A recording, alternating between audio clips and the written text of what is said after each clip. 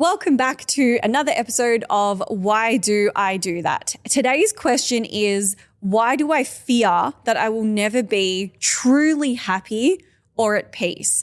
And the first thing that came to my mind was, what is this person's perception, or what is your perception of truly happy and at peace? Like, I straight away think we're not always going to always feel happy or always feel at peace. That's a little bit unattainable, if you will. But I guess the question must be coming from this person of like, why do I feel like I'll never get there? And I actually had a client just the other day that was like, she literally had a belief in her subconscious mind of, I will never get there. And a lot of the time what I find with myself and with clients is that we've actually arrived at where we wanted to get to, especially if you've been doing a lot of healing work. But sometimes we don't realize because we're always moving the bar. So first thing that I would be saying to this person is like, what does truly happy look like? Like, not in a materialistic way, not in the way of like, you know, it's this income or it's this job or it's this house or it's this certain dollar figure or this many friends or whatever it is. What does it actually feel like? Like, what does truly happy actually feel like? So what does it look like when you wake up in the morning? What does your day look like? What does it feel like to live? And who's this version of you that's living this truly happy life? So a lot of the time we focus on the goals and we don't focus on like the why. And what I mean by this is, it's like I could set a goal of I want to achieve X dollar figure amount. And then to get to that goal, I have to hustle a certain amount. And I have to push and push to reach that goal. And in the process of doing that, I'm completely miserable because where I want to get to is feeling financially free. Okay, what does financially free look like on a day-to-day basis? It looks like being down the beach. It looks like being with my kids. It looks like, for me, going to the health food store and doing my whole shop organic. And it looks like something that actually could be attainable right now. And the reason that I struggle often, and I'm saying this as a personal example, is that I lose sight of why I'm doing what I'm doing. And I think that this is one of the reasons why people often can't be truly happy, is because they lose sight of their why.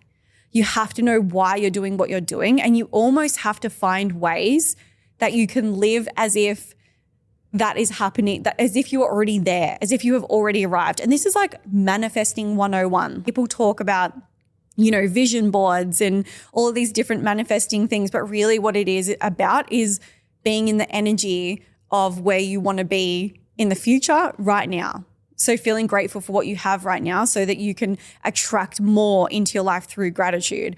And so I think what happens with a lot of people is that they worry so much that they're not going to be truly happy, that they rob themselves of the happiness of right now.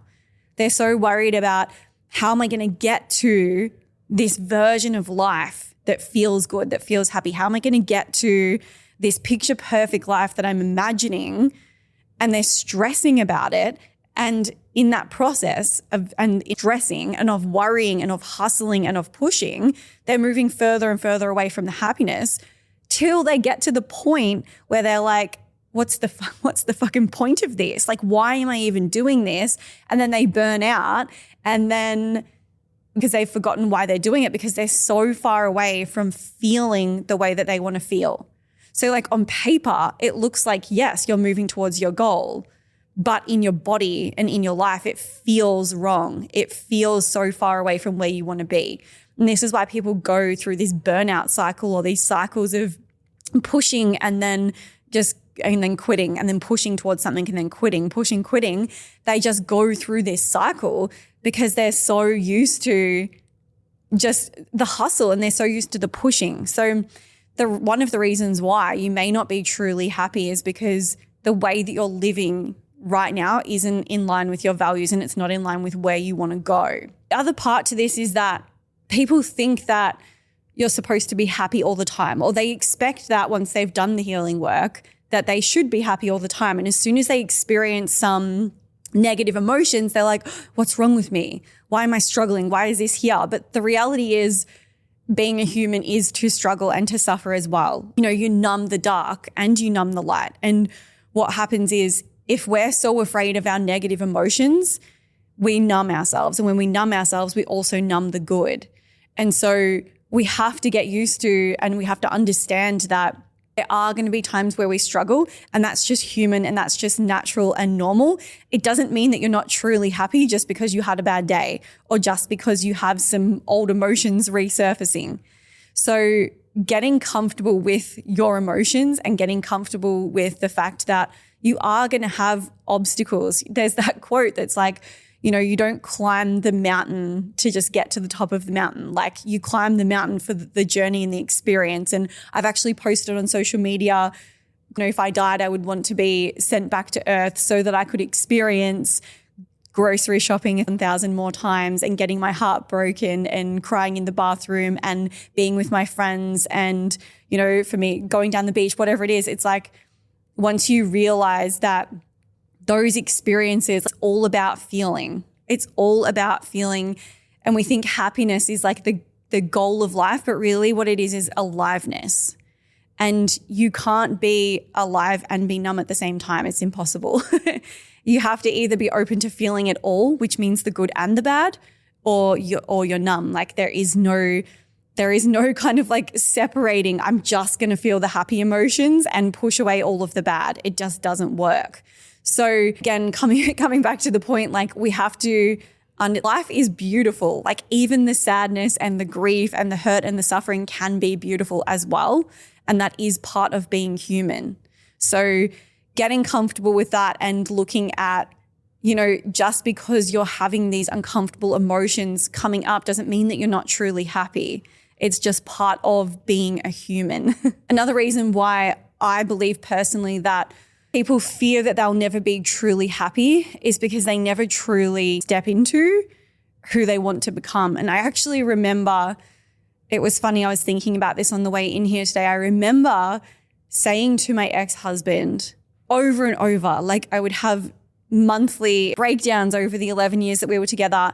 And I would say to him, it feels like I'm in this box and I'm trying to be really happy in this little box, but it feels like my soul is so much bigger than this box and what I'm meant for is so much bigger than this box. But every time I try to step out of this little box, something bad happens or I get shut down or I get put down, but it just feels like I'm trying to exist within this little box. And I would draw this box and I would talk about this box. And it felt like until I was outside of this box, I could never be truly happy. And I talked about the box so much that one day I was just like, what is the box? Like, is the box real or is the box my perception?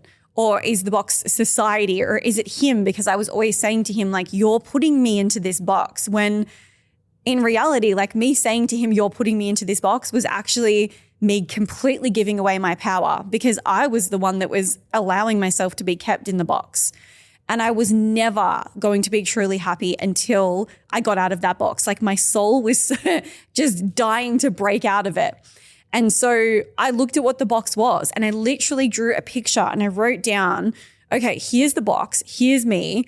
What's inside the box? Like, who do I have to be while I'm in this box? And if I bursted out of that, who would I be? And I drew this picture and it was like all of these things outside of the box was like, I'd be powerful, I'd be a speaker, I'd be this, I'd be that, I'd be wild, I'd be ruthless, I'd be sexy, I'd be all of these things. And then inside the box, it was like, this is who you have to be. Like, you have to be kind, you have to be self-sacrificing, you have to be a good mom, you have to be a good wife. And I wrote down all of those things and I looked at, okay, what would be the worst thing that could happen if I did just fully break out of this box and become this big version of myself? Because that's what it felt like. It was like I had to stay small to stay inside the box. And I knew that I was afraid of that bigness, but I was like, why? And I feel like so many women, and maybe men too, will relate to this, in that it's like, what happens if I become too big? It's almost, we think that it's scary to live our lives staying small, but then as soon as you try to break out of the box, it's like, oh, that's even scarier. That's way scarier. That's unknown. And so I started to realize that the box was actually made up of my own rules and my own limiting subconscious beliefs. Like, the box was literally, you can't be this and you can't be that, because if you do, no one will like you. No one will love you. You'll end up alone. You'll become someone that nobody likes, nobody can relate to. Everyone that you love right now, you will lose. Like that was essentially what the box was doing. It was keeping me safe from ending up alone. And obviously, if you can't tell, I broke the box. I smashed the box and dived out of the box. And I'm not alone, and it doesn't end up that way. But I was so firm on believing that this box was the truth and that this box was keeping me safe. But my soul was like, it's keeping me safe, and I know it's keeping me safe, but I so badly want to jump out of that box. And I thought I was alone in this. I thought I was, that not all women felt like this, until I started speaking to my clients and my friends, and it was like, oh no, every woman wants to get out of the box that, that they've created, that their parents created for them, that society has created of who they have to be, what a, good wife, girlfriend, whatever is. And everybody wants more, everybody wants bigger, everybody wants their soul to, jump out of that box, but we're afraid, and we're afraid of losing people. So I started to look at, okay, do I have more of a chance of being happy inside the box, or do I have more of a chance of being happy outside of the box? And bit by bit, I started to break down that box. And really what that was my limiting subconscious beliefs. So it was like, if I do X, X will happen. And then I would look at, okay, what's the belief there? The belief is I'm not worthy. I don't deserve it. It's not possible for me. It's not possible for someone like me. A lot of things came up around like moving too far beyond where I had been raised, coming from a lower socioeconomic upbringing and a father who was, criminal and things like that, going to this version. It was like, that's too much of a jump. That would just be me pretending, and it didn't feel like me. So I then had to do a lot of identity work, which brings me back to that point of like, you can't be truly happy in your life until you are a version of yourself that you love, because true happiness comes from that like almost authenticity. And authenticity is a word that's just like thrown around, and it's like, be your authentic self, be your authentic self. But it's like, how the fuck do we do that? And really what it is it's like moving towards who you desire to become. And if you have this pull to become somebody who is, I had this pull to become someone who was a speaker and who spoke at events, and I wouldn't have dreamt a podcast, but here I am. But you have these desires to be something. And if you don't follow those desires, I don't believe that you can find that true happiness, because that's like your soul, your consciousness, your higher self, whatever you want to call it, guiding you to like, this is where you want to be. And the only reason that you don't find that true happiness and get there is because you let that box, which is your own mind, your own subconscious limiting beliefs, stop you.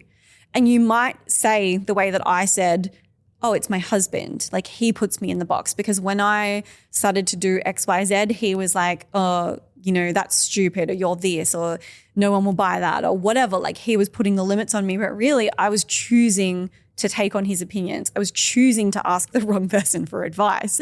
I was choosing to allow those opinions on and take them on. And I was choosing to believe it. I was choosing to continue to believe that I had to be all of those things that I had been taught. And if you think about the box, it really is made up of, it's not you, it's your parents, it's what they said to you, it's what your teachers said to you, it's what your peers said to you, it's who people told you that you could and couldn't be.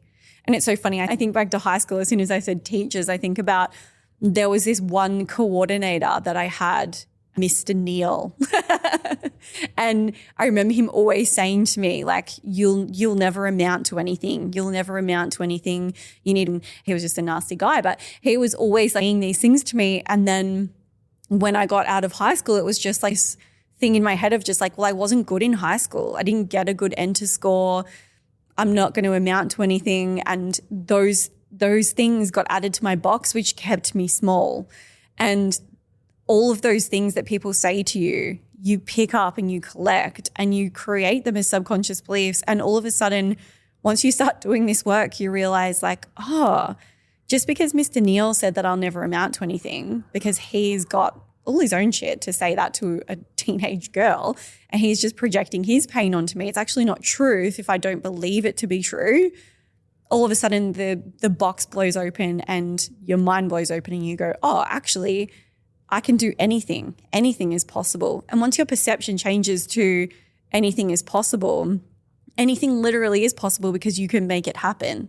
So coming back to the point, I feel like the fear of never being truly happy also comes from the fear of never truly being yourself, of never actually truly leaving the box. And it's scary, but it's also exciting to be able to leave that box, to jump out of that box. So my advice to this person would be like, start to write down not just what you think will make you happy, because happy is such a wishy-washy word. I want you to start writing down, what do you actually need to do every day that's going to make you feel alive? Like, what's going to make you feel like you are fully alive? Because as I said, alive doesn't necessarily mean happy. It does mean happy, and it can mean excited and joyful and in the flow, but it can also sometimes mean fear. Like, I've felt fear so many times when I've felt alive. Like, I remember the first time I came to record a podcast, like I felt so alive and excited that I was doing something new, but I also felt afraid, but I felt super alive. And I feel like if we shift that perception from happiness to aliveness, we're going to stop numbing in that process, because you're going to feel the fear and you're going to do it anyway. And then you're going to feel even more alive because you've pushed through that. So I think we need to switch that thinking around and go, okay, what's one thing I can do today that's going to make me feel alive? And for me, it'll be doing something new. It'll be doing something that scares me. So I often write down, if I wasn't afraid, I would. And then I like write ... and I have to like fill in the sentence with the first thing that comes to mind. And sometimes it will be like, it'll just be something stupid and it'll be something small. And sometimes it will be like a huge thing, like leave my husband, like a massive life-altering thing. But what comes up at each time is completely different. So start using that sentence of, if I wasn't afraid, I would. Pop whatever it is down and then start to push yourself to move towards that. And I can guarantee once you start moving through those fears, you're going to get more aligned with your happy or aliveness. And then start incorporating them into your everyday life. So for me, some days it's just like, I know that I feel super alive when I jump in the ocean because I'm a secret mermaid, but I feel like I've always lived by the ocean. I've always loved the ocean.